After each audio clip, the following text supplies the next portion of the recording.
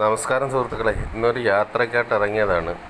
അരിപ്പാട് മുരുകൻ അമ്പലത്തിൻ്റെ ഫ്രണ്ടിൽ കൂടെ വടക്കോട്ടുള്ള ആ റോഡിലാണ് നമ്മൾ യാത്ര തുടങ്ങിയത്.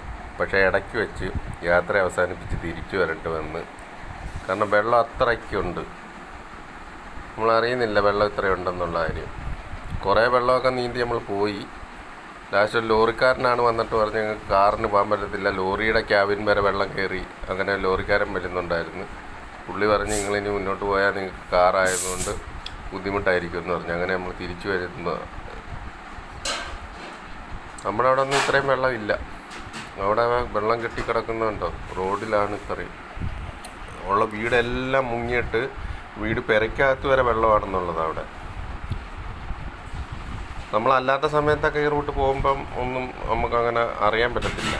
പക്ഷേ ഇപ്പം 2 ദിവസമായിട്ടെന്നാൽ മഴയില്ല. ഇന്നിപ്പോൾ ശനിയാഴ്ച മഴയൊന്നും ഇല്ല. എന്നിട്ട് നമ്മൾ പോയപ്പം ഇത്രയും വെള്ളം കെട്ടിക്കിടക്കുന്നു. നമ്മുടെ കാറിൻ്റെ ഫ്രണ്ട് ബമ്പറൊക്കെ വെള്ളത്തിനകത്ത് പെട്ടിട്ട് ഊരിപ്പോയി.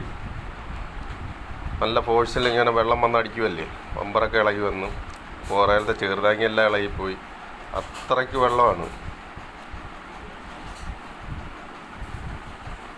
ഇതിപ്പോൾ വെള്ളം കുറവാണ്. നല്ല ശരിക്കും വെള്ളമുണ്ട് റോഡിൽ.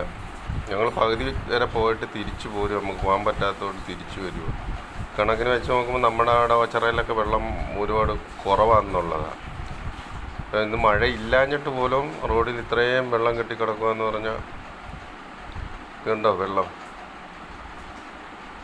ശരിക്കും വെള്ളമുണ്ട്. ഇത് ആ ഫ്രണ്ടിൽ പോകുന്ന ലോറിക്കാരൻ പറഞ്ഞതിൻ്റെ പേരിലാണ് ഞങ്ങൾ തിരിച്ചു വരുന്നത്. നമുക്ക് പോകാൻ പറ്റത്തില്ല എന്ന് പറഞ്ഞതിൻ്റെ പേര് അപ്പുറം ഇപ്പുറമൊക്കെ കണ്ടമാണ്. അപ്പം നിരന്ന് വെള്ളം കെട്ടിക്കിടക്കുവാണ്. ആ ലോറിക്കാരനാണ് പറഞ്ഞ് ഞങ്ങൾ ഇവിടുന്ന് തിരിച്ചു പോകുന്നതായിരിക്കുന്നല്ലേ. അങ്ങനെ ഞങ്ങൾ തിരിച്ചു പോരുക. അപ്പം ഞാനിതൊന്ന് വീഡിയോയിൽ പകർത്തി നമ്മുടെ അവിടുത്തെ വെള്ളവും ഇവിടുത്തെ വ്യത്യാസം ഒന്ന് കാണിച്ചതാണ്. Okay, by.